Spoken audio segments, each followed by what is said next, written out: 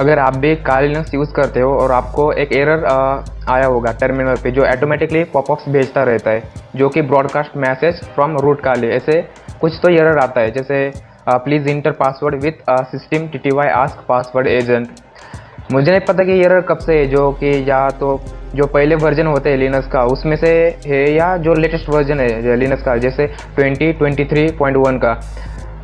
लेकिन जब से मैंने जो लेटेस्ट वर्जन डाला है लिनक्स का वर्चुअल में, जो 2023.1 का, तब से मुझे ये 2 बार एरर आया। जो पहली बार आया था मुझे लगता था कि वो उस टाइम वो ESS का एरर आया होगा, सिक्योर शेल का, लेकिन उस टाइम मैंने उसको फिक्स किया था। लेकिन कैसे किया था मैंने उसको ध्यान में नहीं रखा, और उसको मैंने उसका कुछ मतलब लॉग भी क्रिएट करके नहीं रखा था मैंने। लेकिन इस बार भी एरर आया था, और जब एरर आता है ना, इसको फिक्स करना भी बहुत प्रॉब्लम होता है, क्योंकि समझ में नहीं आता कि एक्चुअली एरर कहाँ से आ रहा था। तो इसके लिए, इसको रिजॉल्व करने के लिए मैंने चैट जीपीटी की हेल्प ली थी, लेकिन वहाँ पर भी मुझे कुछ प्रॉपर आंसर नहीं मिला। लेकिन उसके बाद मैंने स्टैक ओवरफ्लो पे भी देखा, लेकिन वहाँ पर भी मुझे इसका सोल्यूशन नहीं मिला। हाँ, लेकिन चैट जीपीटी ने मुझे उस रास्ते पे लेके भेज दिया, लेकिन कहाँ से मैं इसको रिजॉल्व कर सकता हूँ, लेकिन प्रॉपर तो आंसर नहीं दिया उसने। इसको रिजॉल्व कैसे करना है, पहले तो आप देखो कि एरर कैसे होता है। ये ऑटोमेटिकली पॉपअप भेजता रहता है आपके टर्मिनल पे, और आप जब भी कुछ कमांड डालते हो तो उस कमांड के अंदर ही एरर आता रहता है कंटिन्यूसली। तो एरर क्या है, ब्रॉडकास्ट मैसेज फ्रॉम रूट @काली, और उसके साथ आपकी जो करंट डेट है, डेट के साथ जो टाइम है वो दिखाता है। उसके साथ क्या है, password entry require for entry authentication password, and उसके साथ प्रोसेस आईडी दिखाता है। आप यहाँ पर प्रोसेस आईडी के हेल्प से हम किल कर सकते हैं किसी प्रोसेस को। आपको पता ही होगा लिनक्स में उसको कैसे किल करना है। लेकिन हर बार यहाँ पर क्या होता है, जो भी नया मैसेज आपके टर्मिनल पे आता है तो उस टाइम उसकी प्रोसेस आईडी हर बार चेंज होते रहते हैं, तो उस केस में उसको किल करना ये पॉसिबल नहीं है। लेकिन एक्चुअल में एरर कहाँ से आ रहा था ये भी समझ में नहीं आ रहा था कि हो क्या रहा है। मुझे लगा कि ओपन VPN का एरर होगा, लेकिन मैंने ओपन VPN का जो पूरी सर्विसेज है उसको भी डिसेबल किया था, उसको इनएक्टिव करके उसको डेड भी किया था यहाँ तक कि, लेकिन फिर भी वो एरर नहीं सॉल्व हुआ था। तो सबसे पहले देखते कि मुझे जो चैट जीपीटी ने मुझे क्या आंसर बताया था उसका।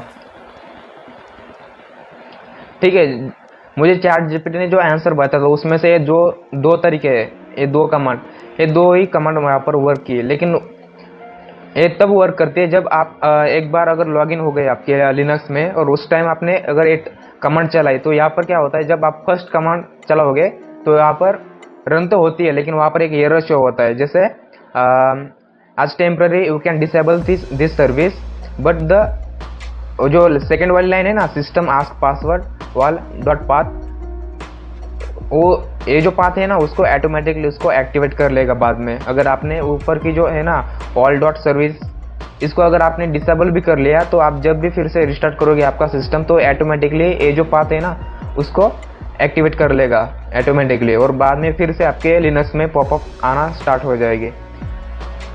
तो मैंने तो चैट जीपीटी ने मुझे इतना तो हेल्प किया कि हर बार मुझे एक कमांड डालनी पड़ेगी। जैसे मैं लिनक्स में लॉगिन करूँगा तो उस टाइम मुझे पहले इस कमांड को डालना पड़ेगा रूट यूज़र में जाके।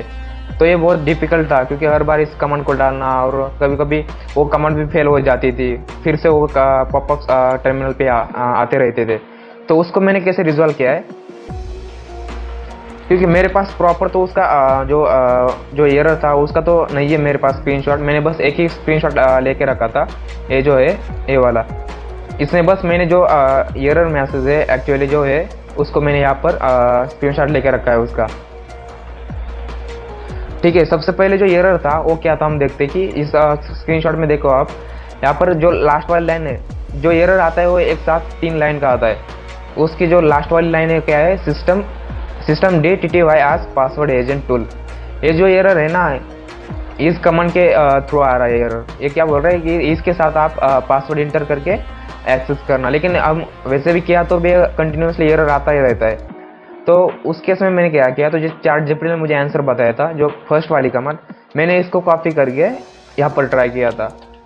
अब ये एरर नहीं शो होगा क्योंकि मैंने इसको सॉल्व किया है। ठीक है, आप जैसे ये जब आप इसको सॉल्व करने वाले हो, आपका अगर एरर आया है आपके लिनक्स में और आप फर्स्ट टाइम इसको सॉल्व करने वाले हो, तो उस टाइम अगर इस कमांड को आप डालोगे ना तो आपको एक एरर आएगा कि यू कैन स्टॉप दिस या you can disable this service as a temporary, but the system D ask password all dot path, ये जो कमांड है ना, ये इसको ऑटोमेटिकली उसको एक्टिवेट कर लेगी बाद में फिर से, जो सेकंड वाली कमांड है ये। और आप जैसे इसको डिसेबल करोगे ना, इसको भी स्टॉप करोगे ना, तो तब जाके यहाँ पर क्या होगा कि आपको एरर आना बंद हो जाएगा एक्चुअली में। लेकिन जब आप इसको फिर से रिस्टार्ट करोगे तो बाद में आपको फिर से वो एक्टिवेट हो जाएगी और आपको एरर आना शुरू हो जाएगा आपके टर्मिनल पे। तो मैंने क्या किया था, जो एक्चुअल में जो एरर आ रहा है इसके मेन डायरेक्टरी में जो एग्जीक्यूटेबल फाइल है उसके अंदर गया मैं। तो इसके अंदर मैंने कैसे गया, मैं पहले इसको मैंने लोकेट किया कि एक्चुअल में ये जो फाइल है कहाँ से एग्जीक्यूट हो रही है, ठीक है ना, ये जो फाइल है कहाँ से एग्जीक्यूट हो रही है। तो मैंने क्या किया, इसको कॉपी करके मैंने इसको लोकेट किया।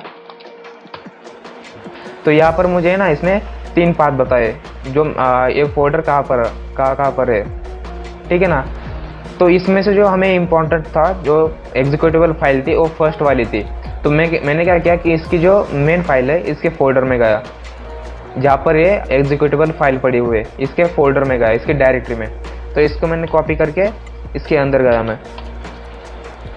यहाँ पर एलएस करके यहाँ पर बहुत सारी आपको एग्जीक्यूटेबल फाइल्स मिल जाएगी।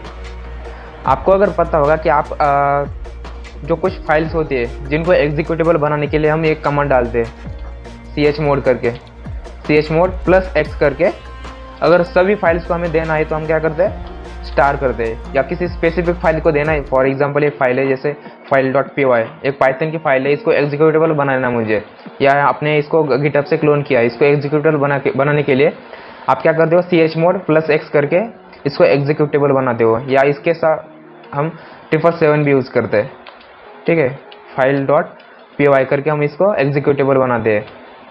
तो बस मैंने उसी मेथड का यहाँ पर यूज़ किया है, लेकिन उसका थोड़ा चेंज किया, मैंने खुद का थोड़ा लॉजिक लगाया उसको, और उसको मॉडिफाई करके इसको जो पाथ है जो हमारा था ना ये वाला, कि जब हम ऊपर वाली जो कमांड डालते थे ना, तो उस टाइम हमें एक एरर, जो एक वार्निंग थी वहाँ पर हमें मिल जाती थी कि system ask password all dot path, ये जो फाइल है उसको ऑटोमेटिकली फिर से रीएक्टिवेट कर लेंगे।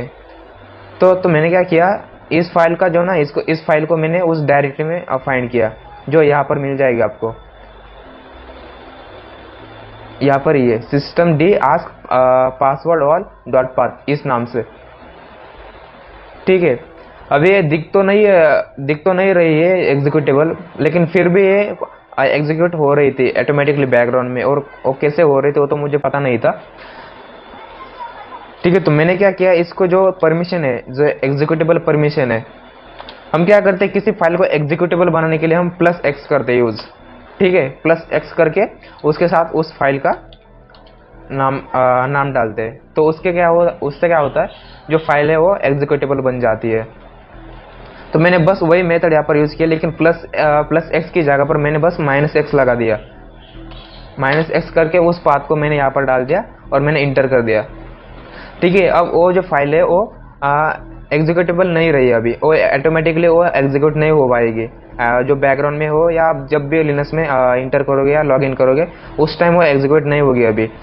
तो बस मैंने यही मेथड यहाँ पर फॉलो की, और उसके बाद मैंने रिस्टार्ट भी करके देखा था मैंने लिनक्स को, तो उस टाइम यहाँ पर ये पॉपअप नहीं मिल रही थी।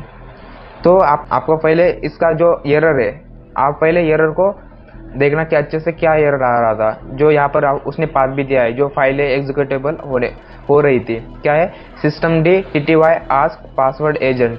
तो लेकिन ये एरर बहुत प्रॉब्लम क्रिएट करता है, क्योंकि आप जैसे कुछ कमांड डालोगे, जैसे एलएस करोगे, तो उसके अंदर ही यहाँ पर ये एरर है ना, इसके अंदर ही मिल जाएगा आपको कहीं पर भी, जैसे आप कुछ अपडेट कर रहे हो या कुछ कमांड्स डाल रहे हो, तो ये कंटिन्यूसली एरर आता ही रहता है। तो इस केस में आपको है ना, जो टर्मिनल यूज़ करते समय बहुत प्रॉब्लम्स होते रहते हैं। तो बस, और मैंने इसको बहुत सर्च भी किया, यूट्यूब पे किया, स्टैक ओवरफ्लो पे देखा, लेकिन कहीं पर मुझे इसका सोल्यूशन नहीं मिला। तो लेकिन फाइनली मुझे इसका सोल्यूशन मिल गया। तो अगर आपको भी एरर आ रहा है ना, तो आप इस तरीके से इसको फिक्स कर सकते हो।